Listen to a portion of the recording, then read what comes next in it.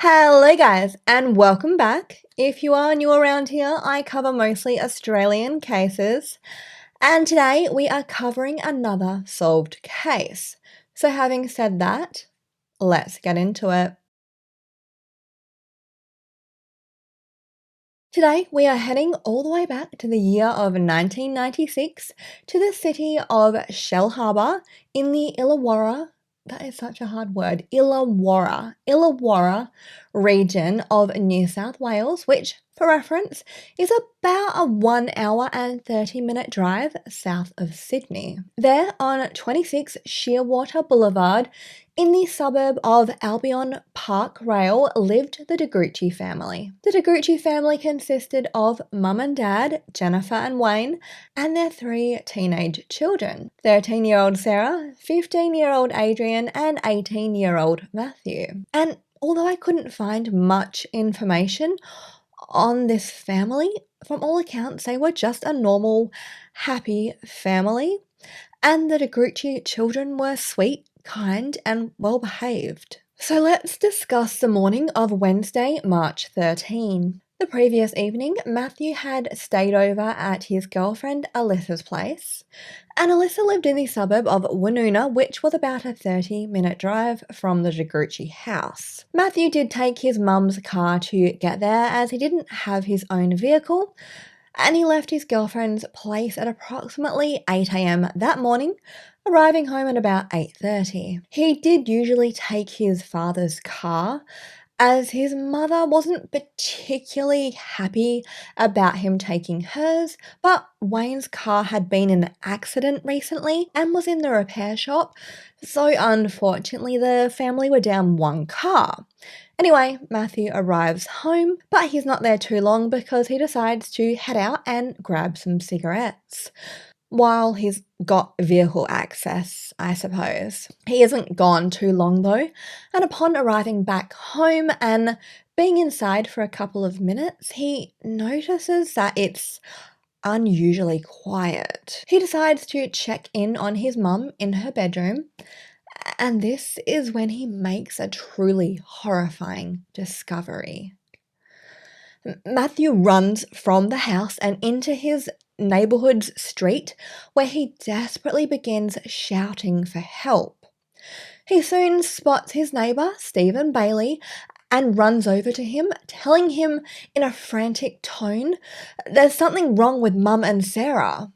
And Stephen believed that maybe they were unwell, so he agrees to come over and investigate this situation. Stephen enters the Gruchy home and sees that Jennifer's door is ajar, so he calls out to her but receives no response.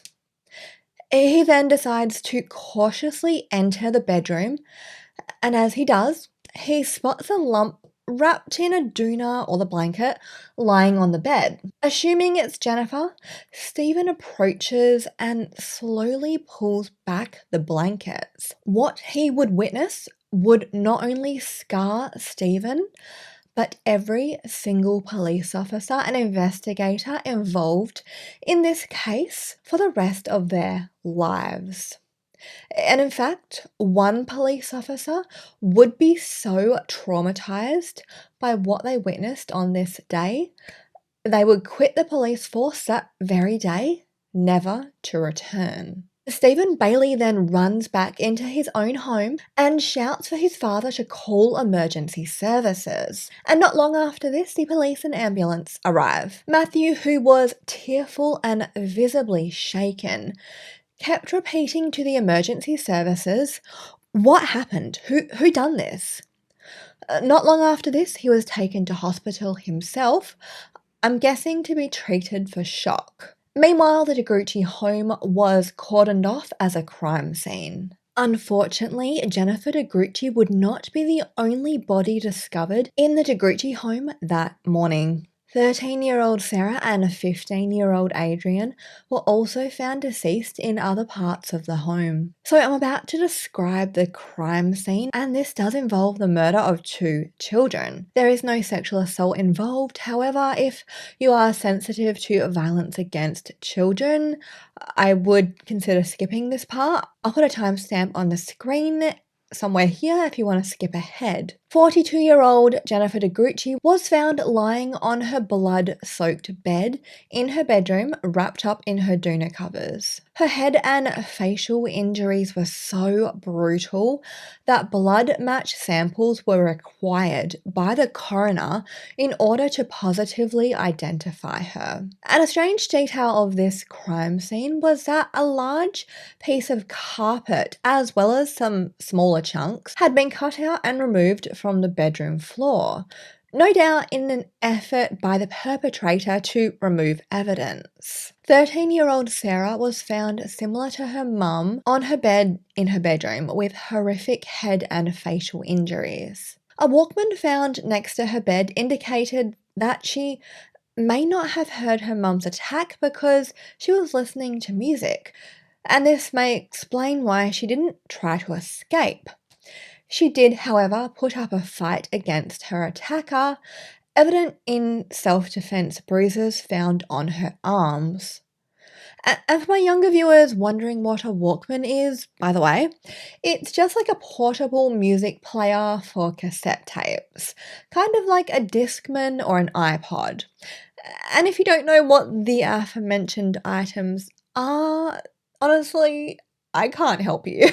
And I'm feeling really old right now. Interestingly, both Jennifer and Sarah's bedrooms had very little blood spatter, which was highly unusual considering the violence that had taken place. And this led investigators to believe that their heads had been covered with an item like a pillow during the attacks, as a bloodstained pillow was actually found near Sarah's body. And I will discuss the murder weapon in just a moment, which, by the way, was not left at the crime scene. The last member of the Grucci family to be found was 15-year-old Adrian. He was found in the garage, doused in petrol and lying in a pool of blood. His own teeth were laid scattered around him, and he had a total of 21 injuries to both his face and his neck. And unlike Jennifer and Sarah's bedrooms, the garage had a lot more blood spatter from the attack. Some peeling of Adrian's skin suggested that the perpetrator had attempted to set his body alight and perhaps tried to set the entire crime scene alight in an effort to destroy the evidence, but was unsuccessful. It's believed that Adrian had been in the garage working on repairing a chair when he was attacked from behind, evident from injuries to the back of his head. This also meant that he may never have seen his attacker approach, and because he was outside, he likely didn't hear his mum and sister's murders. And of course, that pillow used to muffle them during the attacks may have also, muffled their cries for help. The time of the murders was estimated to have taken place between 8 p.m. and 1 a.m. on the night before, which was March 12. And as for the missing murder weapon used on all three victims, investigators believed it was either a carjack, sledgehammer, or wheel brace, but I'll discuss more of why they believed that it was one of these items when I discuss all the evidence in a moment. Just trying to keep some kind of timeline in this story. I just realized my microphone keeps slowly falling. So you're probably watching it just disappear from the screen. If you ever start a YouTube channel, never buy a cheap microphone stand. Also, if my audio is really bad in this video, my pod track, which is basically what I plug this into to record audio, and some sort of thing called a cloud lifter, I think. It's broken and I'm going to have to edit out some really wicked white noise. So apologies in advance. I probably should have said this at the beginning, but if I send this in for repair, I'm not going to be able to record for like a really long time, I'm assuming. And I'm not sure if it's under warranty. So yeah, sorry, little interruption. And because my mic is falling, I'm assuming my audio is going to keep changing, so I'm so sorry. Hopefully it's bearable for you guys, but let me know down below. I'm so sorry. So you may be wondering at this point, where the heck is the father, Wayne de Gruchy? Well, he was actually away on a trip to Sydney at the time of the murders. He'd been there for some sort of golf trip and was staying with his parents. And as I said, Matthew de Gruchy was away at his girlfriend's house the previous evening, leaving investigators with a very puzzling triple homicide case. Because exactly who would want to kill a mother and her two young children? And why? By the way, the perpetrator had actually gone to the effort of trying to set up the crime scene to look like a robbery gone wrong, which, let's face it, almost never works.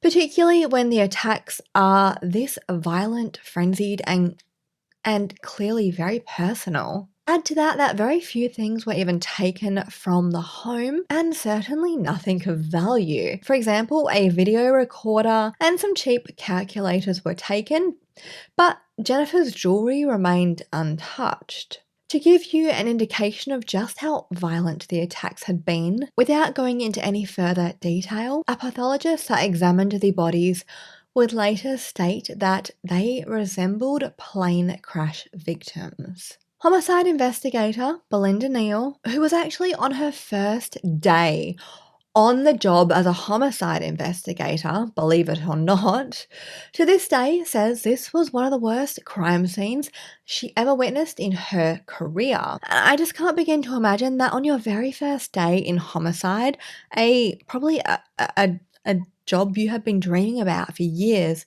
and the first call you get is a triple murder involving a young family and children.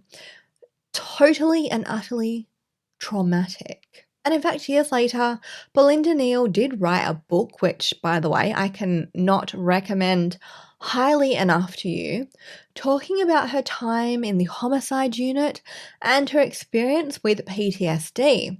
It's called Under Siege. I'll link it down below if you're interested. This sounds like an ad. It's clearly not.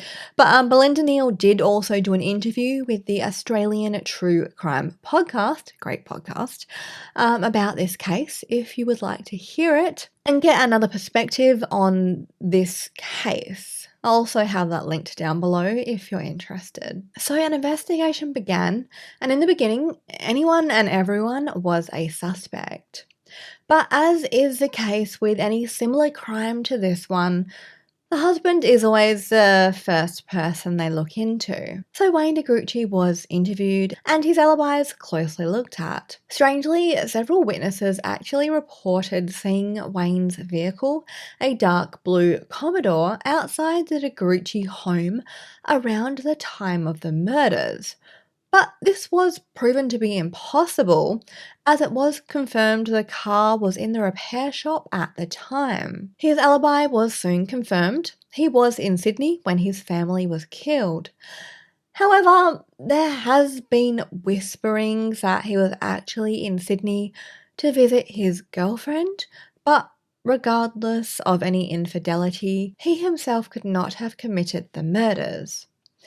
Interestingly, Wayne de Gruchy actually continued to live in the family home for some time after the crime scene was cleared, which, to be honest, I thought was a little unusual. I suppose we can't judge how someone goes through their grieving process, but I would be curious to hear your thoughts down below because for me, it feels a little strange. Matthew de Gruchy was also interviewed, of course, during which police described him as polite, quiet, and softly spoken. And he pretty much told investigators the version of events I outlined for you before regarding the discovery of the bodies and confirming that he had been at his girlfriend's house the evening before. Alyssa, the girlfriend, of course, was also interviewed, and during her questioning, she confirmed to investigators that Matthew had stayed at her house on the night in question. However, he did not get there until 11 p.m, remembering the murders happened somewhere between 8 p.m. and 1 a.m. This means that there was roughly a 3-hour gap that could not be accounted for in Matthew's timeline. Alyssa told police that Matthew had rung her at 8 p.m, telling her he was about to head over, but by 10 p.m. he still wasn't there. She tried ringing the Gruchy residence, but no one answered, so she gave up and went to bed. Remembering there were no mobile phones back in 1996, so her only choice was the landline. Finally, 1 hour later, Matthew shows up telling Alyssa that his family had been receiving prank calls that evening, and his mother had insisted that he stay home because she was concerned and a little scared. In one of these prank calls, the caller had apparently said that 3 members of his family were going to die that night, a detail that Matthew failed to mention to the police. And after this interview, police of course checked phone records, but could not see any evidence of these mystery phone calls from the evening of March 12. Alyssa did also mention that she didn't see any cuts, bruises, or any types of injuries on Matthew's body that evening. Several weeks after the murders, the investigation had a major breakthrough. A discarded red sports bag was discovered in a dam located in Woonona, which you may remember is where Matthew's girlfriend lived. The bag had actually been previously found by a bunch of kids riding their bikes near the dam. They spotted this object peeking out from the water and grew curious, so they went down to retrieve it. When they realised it was a bag, they opened it up and began rummaging through. But the objects appeared to be mostly junk. Some crumbled paper, old clothing, some carpet, a hammer. So the kids decided they would take the hammer and threw the bag back in the dam.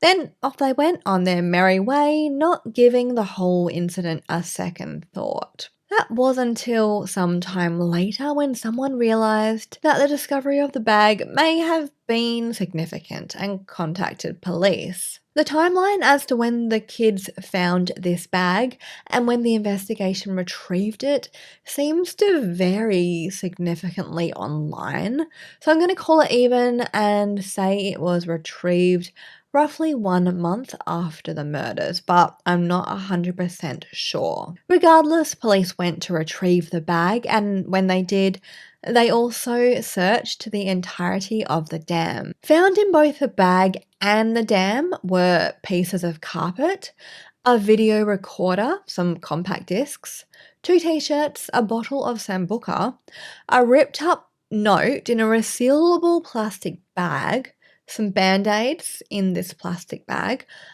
and a purse with Jennifer de Gruchy's license inside of it, and a calculator with A. de Gruchy written on it, belonging to, of course, Adrian. A lot of these items found also happened to be items reported missing from the de Gruchy home, which at the time police had already been suspicious of because some of the items listed were incredibly specific. For example, a child's calculator. I wouldn't notice if my little brother or my son's school calculator was missing. The carpet found was soon confirmed to be carpet missing from Jennifer and Wayne de Gruchy's bedroom, and the t-shirts belonged to Matthew. So the ripped up note I mentioned would become somewhat of the smoking gun in this case, or at least the most interesting piece of evidence. Police pieced back together the note, which, despite being in a plastic bag for some strange reason, had been water damaged, of course. It had been in a dam. And it's not super legible, as you can imagine, but I'll pop an image of it up on the screen anyway. The list, from what I can make out at least, reads as follows. Open gate, throw bottle down the back, throw things down wall, tracksuit pants 1, knife, t-shirts 2, shoes 2, hanky, pole, towel, open blinds to see through, Sarah, mum, Adrian, have shower, hit arm with pole, hit leg with pole, cut somewhere with knife. I mean, it's a pretty strange list, isn't it? It's a little vague and not very specific, but it does somewhat read the list of things to do before, during, and after the murder of Jennifer, Sarah, and Adrian. The question is, who wrote it? It didn't exactly take too long for the investigation to match the handwriting to Matthew Gruchy. And when they presented him with this evidence, he didn't exactly deny that it was his list. Upon examining the hard-to-read note, Matthew struggled to remember exactly what he had written it for, but he suspected it was his to-do list for his 18th birthday party. I mean, after all, who would be silly enough to write down a murder to-do list and not destroy the evidence? Yet someone, likely Matthew, had literally placed it in a resealable plastic bag to protect it before it somehow ended up in a dam. Like, wouldn't you burn it or something? This is just, again, as I said, a strange piece of evidence. I'd also be super curious to know how he justified this list as a birthday party checklist. One knife to cut the cake, a towel to clean up after the party, have a shower beforehand, invite Sarah, Mum, and Adrian, wear shoes and a t-shirt. Seems legit. I don't know. Really strange. So although the investigation now had this great piece of evidence, they still did not have the murder weapon. As I mentioned before, they believed the object was something like a car jack, a sledgehammer, or a wheel brace. And this was because of the very distinctive bruising left on both Sarah and Adrian's bodies. The bruises were in the form of either straight lines or a circular shape. And the circular shape in particular matched up pretty perfectly with the end of a wheel brace. To make this theory even stronger, when Jennifer's car was searched, the compartment where the wheel brace should have been was ajar, and the wheel brace itself was nowhere to be found. Further investigation confirmed that Jennifer had never even used her wheel brace before. And by the way, there are photographs of these bruises available out there. I just don't feel particularly comfortable adding the images of the injuries of these deceased minors into the video. I don't think it really adds anything, and I don't need them to make my point. So they are like close up in images, but I just think it's a bit ick. Oh, and by the way, if you're not much of a car person, because I'm not either, you're probably wondering what the heck a wheel brace is. I'll have a photo up on the screen, but basically its purpose is to change a tire, I think. Don't quote me on that.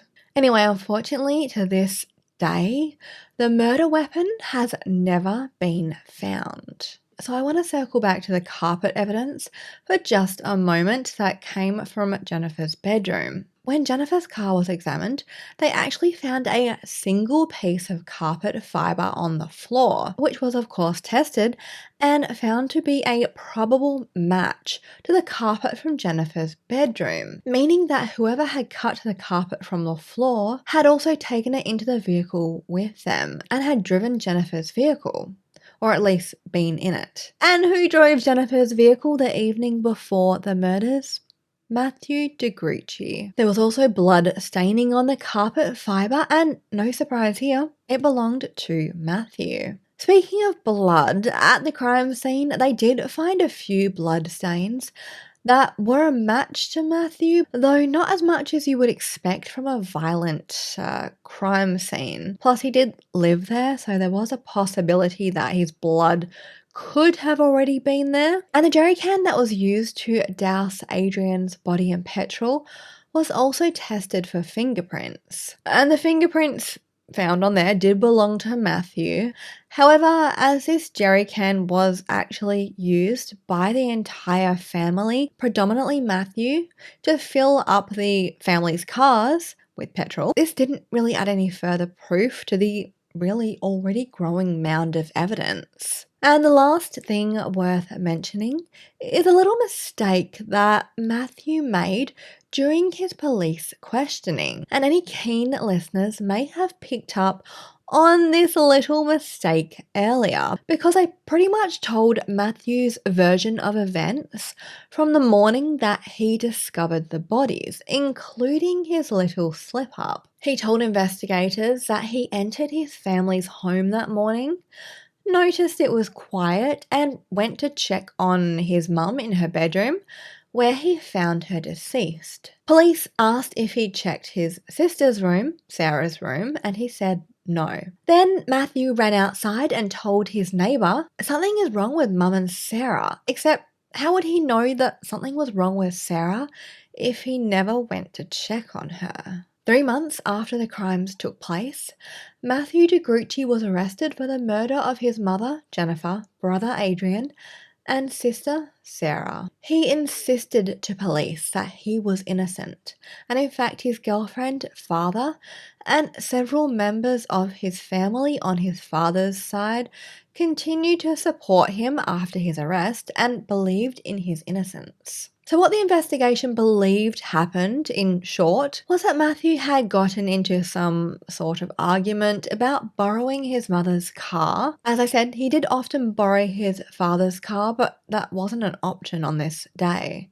And somehow things escalated, and somewhere between 8 p.m. and 10 p.m. he killed his mother and 2 siblings. It appeared that a feeble attempt was made to clean up the crime scene and a potential attempt at setting the crime scene alight before Matthew gathered up all the evidence into his mum's car and drove to his girlfriend's house, but not before stopping by a dam nearby to dump the evidence, although we don't know where the murder weapon is still. Finally, at 11 p.m, he arrived at Alyssa's house. In court, Matthew Grucci pled not guilty, and 2 years after the murders took place, he was found guilty and sentenced to 28 years in prison with a 21-year minimum. To this day, he maintains his innocence and his father continues to support him. Now, here's the bit that may shock you because it sure as heck shocked me. Brace yourself. Matthew Grucci is now a free man. He is walking the streets as we speak. A free man. On that basis alone, I honestly thought about not doing this video, but here we are. He was released on August 15, 2019, after serving 23 out of his 28-year sentence. And for those playing along at home, that's about 7.5 years per life. I mean, if you're not new around here, we all know by now how absolutely rubbish the Australian justice system is. And honestly, nothing shocks me anymore. But in this case, I really, truly hope Matthew is rehabilitated and that somebody is keeping a very close eye on him. Although, having said that, he violently and senselessly took 3 lives. 3. 2 children's lives. And it was his family. So regardless of whether he is rehabilitated, he should be spending the rest of his natural-born life in prison, behind bars. As you can imagine, both police and members of his family opposed his release, but to no avail, of course. His father said that he would support his son settling into post-prison life, so I really hope this has happened. And Matthew was 41 years old when he walked out of those prison gates. Pretty much the same age his mother was when he took her life. She was too young to die, and he is still young enough to live a long, healthy, happy, fulfilled, free life. An incredibly frustrating case indeed, with so few answers. We're only really guessing as to why he did what he did. And for someone to snap over borrowing a car, if that's what happened, I mean, there has to be more to the story, more to why Matthew did what he did. I couldn't even find anything regarding his mental health or his mental state at the time, or if he was suffering from any kind of mental health issues. Surely he was, but there's nothing that's been reported. Also, a little side note to round this up, in 2020, the former de Grucci home was actually partially destroyed in a fire, leading to the entire property being torn down. And although this was no doubt an unfortunate event for the residents living there at the time, for me at least, I always feel a little weird about a house where a violent crime has taken place not being destroyed. Although I completely understand that financially this just doesn't make any sense at all. It's just I don't like it, but I understand that not every house involved in a crime can be destroyed. That just can't happen. It's yeah. Anyway, let me know your thoughts on this case below, and until next time, stay vigilant and stay safe.